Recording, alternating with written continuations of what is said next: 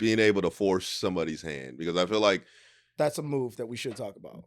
Forcing somebody's hand, because I think men lie, women omit.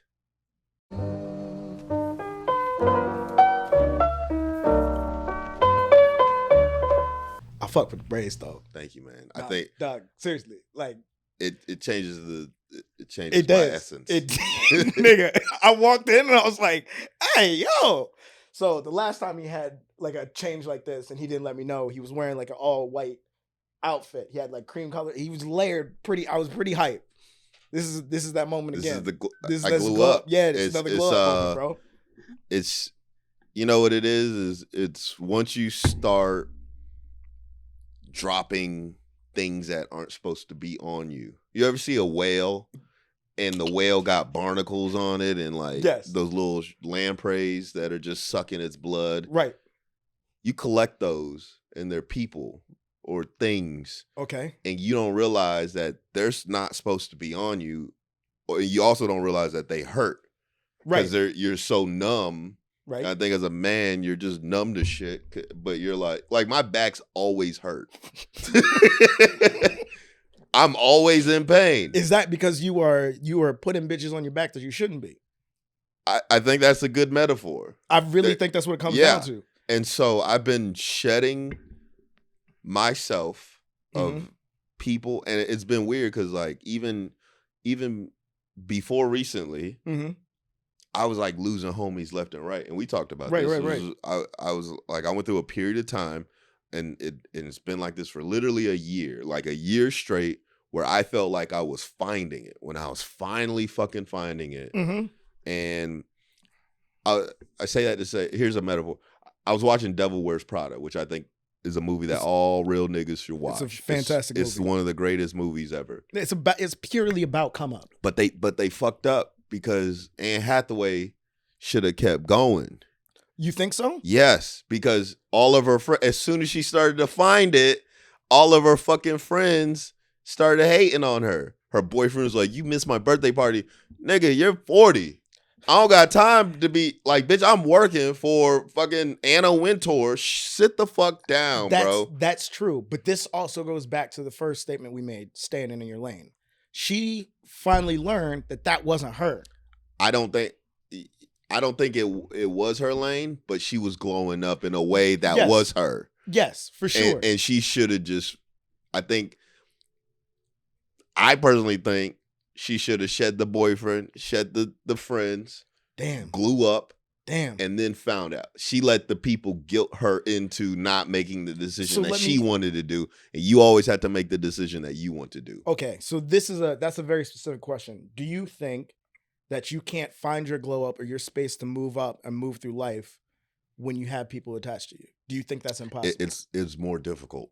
Because you're carrying more people and you're carrying more souls with you. Do you think that becomes a boundary thing? Yes. Because that's how I operate, where it's like, you were in the circle. My circle was very small. Where it was like 5 of us, right? 4 of us in a group chat. But I'm able to still move and navigate within that space because we all have declared like, yo, we're all homies. We're riding for each other. But at the end of the day, it comes down to the goal. If we're not completing our goals as a unit, then we're not doing what's right by each other. I think that's fair. And also, like my group of friends now, especially now. So from that year, I started chipping away or they started to fall off. And it'd be weird beefs. Like, it's like the people who I respect the most are coming at me sideways. Where I'm like, yo, I'm giving you nothing but respect. There's certain people that I try the fuck out them, and I'm like, yo, if they came at me wrong, I'd completely understand. Right. But it was like Don Barris when he came at me sideways. I was like, bro, we'll put a pin in that too. Because somebody came up to me, he was like, yo, I want to be security for you. He was like, I'm gonna swing on anybody who fucks with you. And just hearing someone say that allows me to allows me not only feel good, but allows me to be like, oh, now I definitely don't want to get into some shit because I'm like, oh, you're touchable. Like, don't do this to yourself. because I don't have to do anything, and I could just sit there like a little fucking mafia boss as somebody gets touched. And it's like, yes, like that's a beautiful thing. That's such a level of confidence. But when people were getting shed, I started to realize like, oh, my shit's getting dimmed by all these like barnacles on me. Okay. And so now my group of friends are goal oriented. Yeah. And not only that, pour into each other correctly. So that's what I was saying. I feel like, I know for me, what I had to go through is, especially when you move out to Los Angeles, from any place, when you move from where you're from and you come to LA, you need to find the network that helps you succeed and not just a network. Yes. Because that's what a lot of people do. They just jump in to a local network and think, all right, well, now I'm in the system, shit will just work out for me, versus tailoring that network to you. Yes. And that's something that came to me from my uncle. I learned before he went away to prison. He looked at me and he said, anybody that's in your circle that's not making you better should not be there. Right. And that's how you need to operate. And I feel like when you move to Los Angeles, that's how you operate. Right. I hang out with people that I either think are better than me or are doing better than me. Right. Because it then forces me like, all right, well, then I need to level up. If that's what I want, I need to ask them what the moves they're making and then make those moves. Right. So I feel like, yes, you can move forward with people, souls, bodies, a crew around you, but it needs to be the efficient crew. It needs to be the crew that's working towards the same goal as you. I think it was like LeBron or somebody said, you could walk in a locker room and feel whether or not it's a championship team or not. Right. Like you know. So I think the seasons where like LeBron is kind of like half-assing it, he knew when he walked in. Exactly. Versus when he was like, okay, we got something here. Exactly. And I think for me, and I think you've been an intricate part of the team, which is like, oh, it's a feeling. It's like you see it and you're like, oh, we're trying to win now. Exactly. We're trying to fucking win. Right. And so once that took place, once I like, because I felt like I was the guy who was traded from a good team. And then I was like traded to fucking Oklahoma. And I was like, bro, what the fuck? And then just through the off season, like people started showing up like, oh yeah, I'm ready to hoop. And I'm like, oh fuck. Right. This isn't the team I expected. This is the team I needed. Exactly. And once that happened, I had like one or two more people. I'm like, hey man, you're on the chopping block. Right. I don't want you to leave. I want you actually to be on this team. And, you know, they ended up. So that's where the glow up happened. Right. That was phase number, or I mean, it was several points, but once I got that, I was like, oh, I could finally be me without somebody being like, why are you wearing that? Like, where are you going? Or like just undermining you. Or you're like, yo, you just a hater, bro. You just can't do this. Right. So then, you know, you don't have permission to be yourself. Right. And I think that's also a big statement. That's something to really think about. And I would tell any of our listeners, you need to, anybody that's making you feel bad about a natural thing about yourself, right? Like your natural sauce. If you're being made to feel bad about that and you can't shine, you dimming your light, bro. You're dimming your own light for somebody else. Yeah. So I think about moments like when I dyed my hair, right? You were the first person to be like, yo, this is a look. Yeah. When I started wearing the graphic tees and shit like that and changing up different styles, right? It's those things that you keep those people in your corner as like, yeah, it's weird, but like, bro, you look better. You look happier. So Banks told 50 told Kanye, damn, go ahead, switch your style up, and if they hate to let them hate and watch the money pile up. Exactly. You know what I mean? It's right. It's a natural to be able to switch up, and then like you could feel it too. Like where I'm like, oh, okay, this is. It's like remastering your aesthetic. It's like because you're allowed to do that, without changing. I think a lot of people in LA, they switch up hard in the worst ways because they're not doing it for their soul. They're doing it to like try to be on, and it's like all this shit is natural. Like I'm literally who I am right now is who I was in high school. Right. Like I had braids in high school, and I was like, oh, I'm just back here. I'm senior year in high school, college bound now. You know what I mean? I'm about to fucking go to college now, and I could literally feel it where I was like, oh, I'm that nigga again. And it took me so fucking long to get to that fucking point. Bro, you mobbed up right now, bro. Bro, we out here. I can feel it, dog. And all you have to do is just live your truth. Right. Nigga, you a drug dealer. That's what it is. Yes. You got drug dealer energy. That I I wish I wasn't such, because like if I'm such the opposite of that. I did. I remember my freshman year of college. I wrote an essay about how I would never smoke weed. This is in college. Wow. I would. Were you a virgin? Nah, I was getting pussy already. But and you wrote that you would never smoke weed. Never like smoke that's weed. out there in the ether. Like it's out there. Someone could look this up. Yeah, if you look up Florida State Keith Johnson essay, freshman English 101. You would never. I'm never smoking weed. And you still got pussy after that? Yeah. Damn. But it took, thinking back, because like you just have to keep, the game is just refinding it. You always got to refine it. You lose it, you refine it. So like from college up until I think it was when I joined the fraternity, it was finding it. And then even from that point, I had to find it within finding it. That's all right. The Kobe system is just finding, can you find it within finding it, within finding it. More. And you're like, and then you're just like you're more linear than ever. And I think that's where it's at. Okay. Yeah. Right. And through that, I'm getting the truth out of people. That's real. Either you fuck with me or you don't. But that's, see. And it's not ambiguous. And we've talked about that. Yeah. When I've told you about when we started talking about energies, right? And you were discussing like pretty much how precise I am with my words. Yeah. Right? That's where that comes from. It's like I feel like if I am mincing words or if I'm changing up how I'm saying something to benefit somebody else's ego, that's not me. Yeah. You know? I'd rather say what I need to say. You're either gonna fuck with what I have to say or you're not. At least we know where we stand. And you're a guy who puts like you lay your gun on the table immediately, and I'm like, we don't have to do this, Rob. You just come in with a fucking bazooka, and you're like, bro, we don't have. Why are you start off so wrong? Your approach is like God, you have a Kim Jong-un approach to life, and it's scary. It is. It's scary, but you can't tell me it doesn't work. It does. You need a mediator. There you go. When we've solved issues, which I was grateful we did that, because like we approached it my way when we had to mediate a friend of ours. I was like, you know what? Just play it cool. It'll iron itself out, and it didn't. And then you were like, no, we're gonna do it my way. We're gonna pull up. And I was like, fuck. But it had to happen that way. You understand? That's what I'm saying.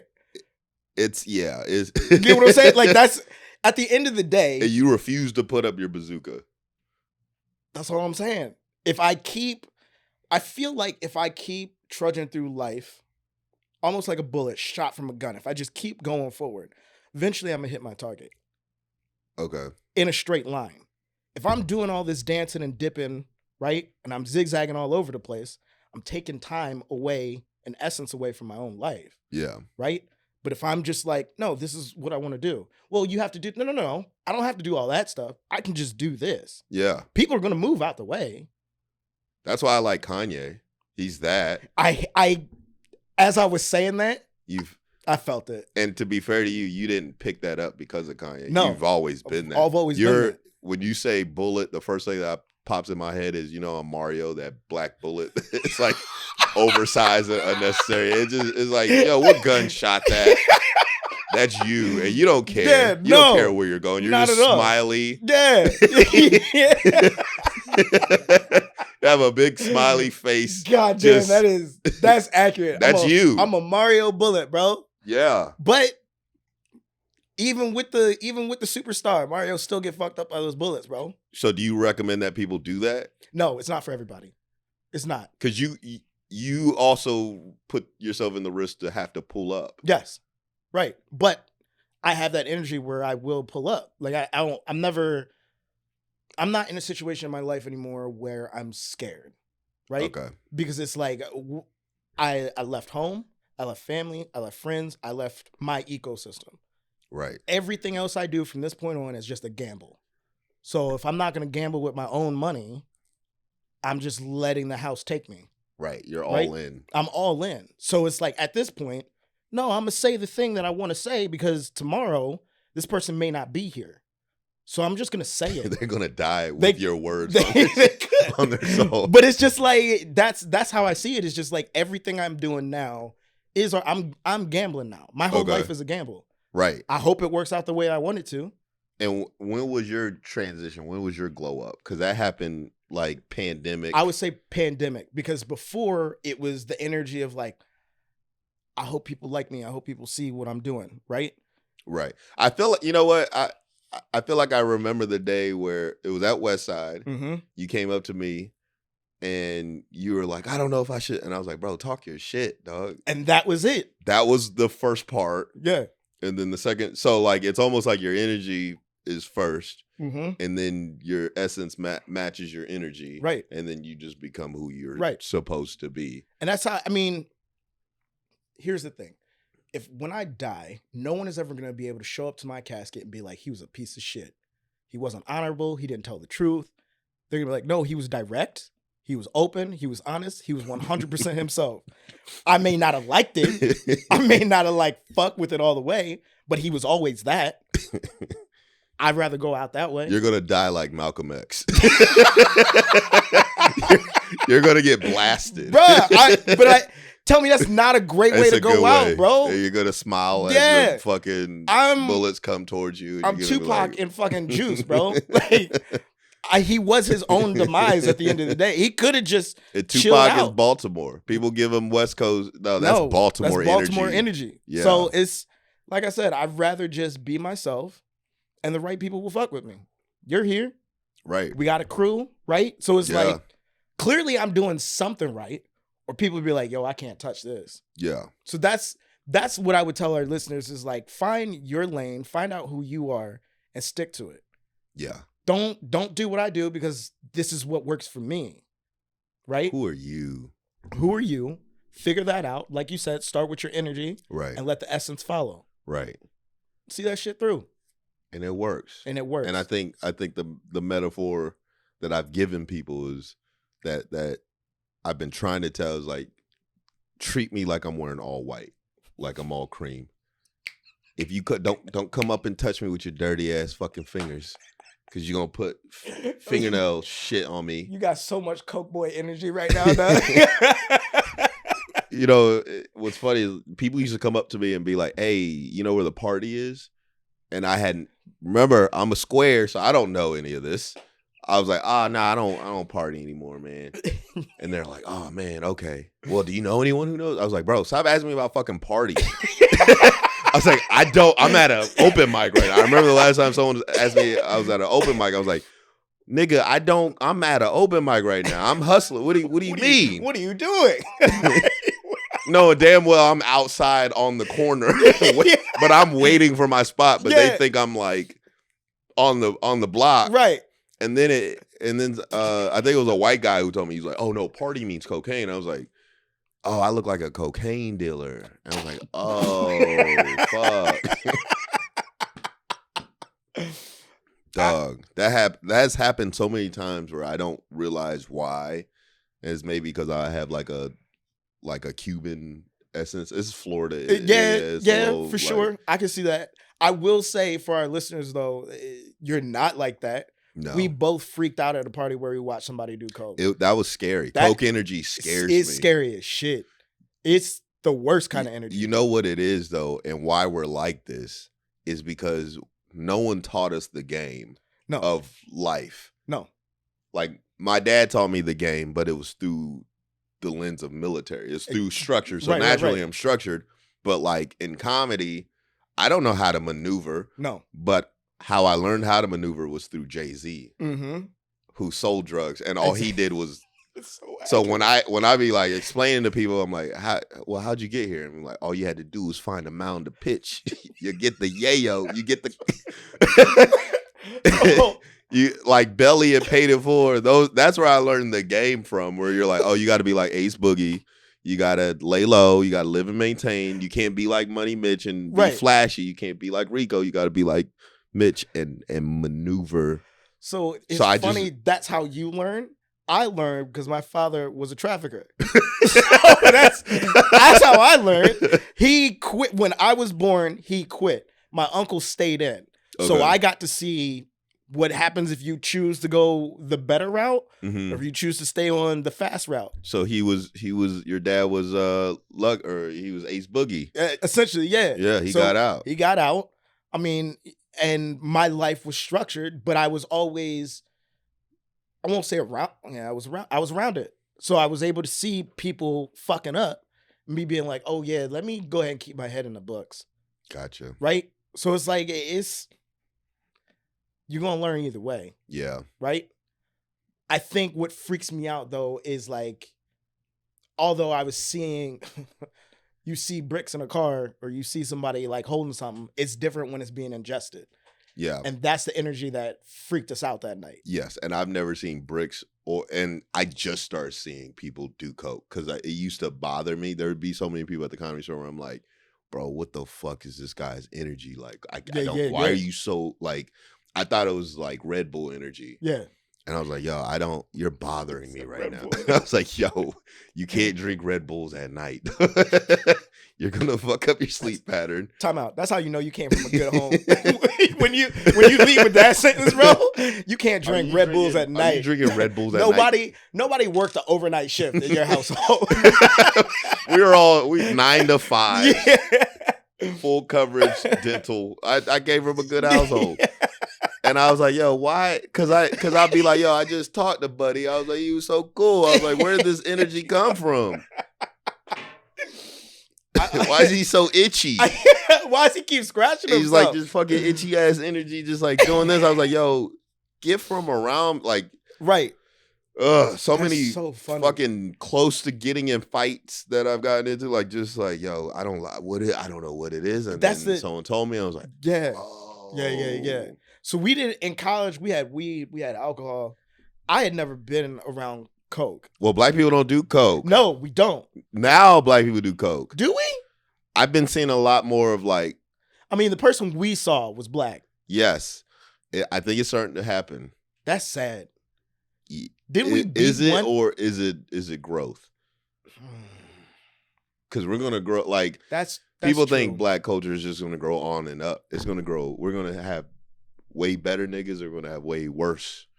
I guess that's it's gonna true. grow in every way, shape, or form. Because we always hear like black excellence, right? So we're always trying to strive for that, no matter what we're doing, no matter what our field is or what lane we're driving in. That's what we're striving for. Mm-hmm. So it's very hard for us to process the idea that some people ain't trying to be excellent. They just trying to go. Right. So I don't know. I guess that was also, if I'm looking back on my night, it's like, damn. Yeah. There are people out here but also you gotta, I don't know. I don't want to say cocaine's a white people drug, but it's a white people drug. Would you do it? No. Ever? Even when you're in the rooms with like nice? Nope. Okay. Never. I would never.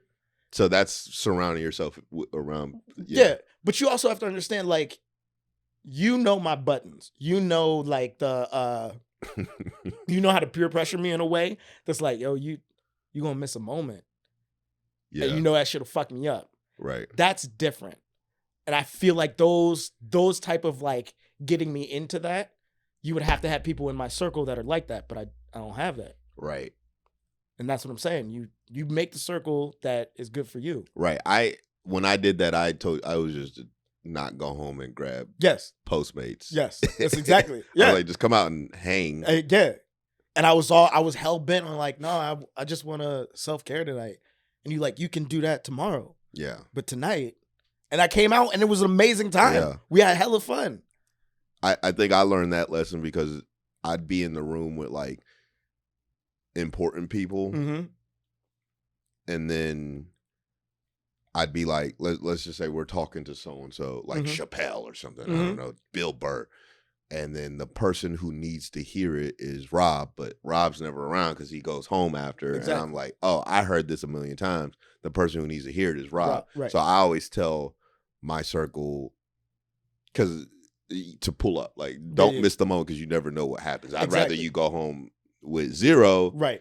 But you're not going to be in the negative. You're always going to be at 0. Exactly. And then with the possibility of having a plus. Right. Because I've seen what happens, and it's like, so aside from the barnacles who like diminish your light, what's been around me are like negative ass people, like, oh, it never happened for me. Like Yeah. those people, I had to cut those out You too. have to.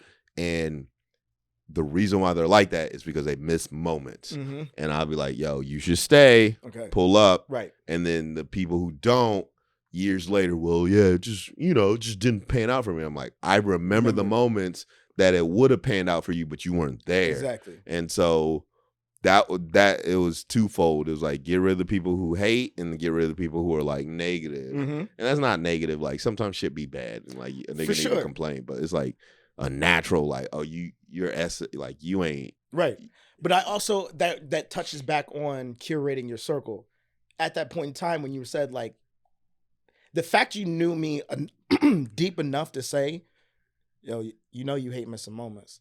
You won't miss a moment. Yeah, man. The fact that you knew me deep enough means that the circle was being curated the correct way. Yeah. Right? Because you got to realize in all the other circles you've been in where it hasn't been great and shit didn't work out. Right. The one true thing that you can say about all those circles is they didn't understand me. Right. They didn't know me. So that's what's important is that you're meeting somebody that like you can connect with and they can be like, oh, I know this about this person. Right. I care enough about their well-being to say like, yo, tonight is the one. Yeah. And I think from like rewind to the moment. So we were all hanging at the Improv Mm-hmm. and it was like everybody was there. Mm-hmm. And I feel like in comedy, we know the who's who. So Exactly. like I witnessed the class of Gerard, Yasser, Jamar, Mm-hmm. you know, Josh Adam Myers. That was one class. Right. I witnessed them and I see them naturally navigate together. Mm-hmm. And it would never be forced. Like, let's go hang. It Right. would be like, eh. And then another class passed. And then it was like, it was Jack, Sam, and all of them. And that was a class I was like, yo, I'm playing. But I got benched on that class or whatever you want to call it. It wasn't my time. And so I was like, oh, that class naturally hangs together. Right. The Rosebuds and all of them. Yeah, I'm like, yeah. They're just naturally clicky. And then I started seeing like, you know, this class where I'm like, oh, it's Fatima. Oh, it's Matt Lockwood. Oh, it's Rob. It's me. You know what I mean? I'm like, oh, that's the class that's starting to navigate together where we're just natural. Like we see each other on a show, we hang out. Right. And it's like, oh, that's what it is. So I saw that and I was like, oh, we all just coincidentally showed up Mike Falzone. It's like that class where I'm like, oh, you go hang out together because it is not the niggas who are up top that are putting you on. It's this. That. Yeah. It's this. Yeah. Like it's the people who are like fucking like the people above, they've done very little for me. Yeah. In terms of like we're cool. Mm-hmm. There's been no here's the code. Exactly. It's always been like, yo, this is the code, by the way. Right. But that's also because that's their ecosystem, right? You're only gonna fuck with what's in your ecosystem. Right. You're only gonna go out of your way what's in your ecosystem. So it's like don't get me wrong, we've both been in situations where we've been on shows or we've been around people that are like doing it, right? Mm-hmm. And you've just wanted that like little bit of like, oh, you just saw me freak it. You just saw me kill. You gotta say something, right? Oh no, good set, bro. And then leave. And it's just because like, yeah, right. You're doing what you're supposed to be doing. So right. What am I gonna do? Like reward you? Right. It's not how this shit works. No. So and you can't because most of them are fighting for their own position. Exactly. And if you are also playing the same position as them, it's like, I can't give you shit. Right. You got to form another team. You're good enough to form another team now. Exactly. To keep playing because you're not playing against them. It's not Gerard's team versus so-and-so, Sam's team versus No, you're playing against the fucking industry. Exactly. And that nigga's undefeated. Yes. Every time. They win every fucking time. And you be like, how did you fuck up this? And it's like, it's not them. It's like, you're just trying to assemble a group of hoopers that could fucking play and then win. Yeah. So like, that's it. Yeah. I'm looking at it like it's like competitive against each other. It's like, nah, you're just trying to assemble a group of hoopers. Right. That could people that you can trust and lean on. Right. Yeah. So, yeah. We didn't talk about women lying at all. No, we didn't, bro. But I feel like that's always going to be the underbelly of everything. The reason why this conversation started is because women like to omit. This is probably going to be the beginning. The beginning that we never got to. Yeah. Men lie. Women omit. But numbers don't. But what's worse though? Omission. That's what I feel. Just lie to me. That's what I want. Just lie. Just lie. To my fucking face. So I can figure it out later that you lied. Yeah. But when you omit, I got nobody to place the anger on except myself. Because I went through with it. When you lie, you're protecting me. Yes. When you omit, you're manipulating me. Yes. And I'd rather just have you protect. Because like, someone said to me, they were like, what the fuck did they say? They were like, I'd rather, I'm drawing a blank. Give me a second. I'm going to figure it out. Okay. They said, my intention was pure, right? That's why I didn't do this. That was their apology. And I was like, that wasn't an apology. No. Because if you cheat on somebody and your intention's pure, that's why you cheated. Is that a pure intention? Yes. Because if you handled it up front and said, hey, I want to have sex with this person, I'm attracted to this person. Yeah. You're going to hurt the person. So your intentions are to not hurt the person. That's why you cheat. Oh, fuck. I guess that's one way to spin it. So if your intentions are like that's such a bullshit statement to apologize for. Just say the thing or don't. This is a good question then. If you cheat on somebody, do you think there's love there? Yes. What? Yes. Really? Yeah. Cheating's not the end all be all. No, not at all. But do you think that like, I guess, have you been in a relationship and you seen another fine girl? All the time. Okay. But I've cheated. Yeah. That doesn't mean you don't love the girl. I mean, you may not have loved that girl, but that doesn't mean you don't love the person. I have to disagree. That just means you don't love yourself. Nah, I love myself, which is why I went after the girl that I wasn't supposed to go after. You're filling a void. That's why you went outward. Is that you couldn't communicate to your girlfriend why she isn't filling the thing she wasn't spitting on your day. She wasn't pissing on it. You need to tell your girl what you need exactly without feeling like a pervert. So she'll do those things.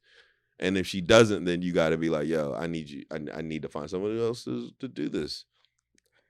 You sound like a monster right now. This is Cornrow Keith. This is what happens when you get braids. You turn into Future. I think that's it. We'll have to continue this on our next episode of the Gentleman Weekly. This is Keith Johnson. And this is Rob Smallwood. Thank you for tuning in. Thank you. This is evil shit.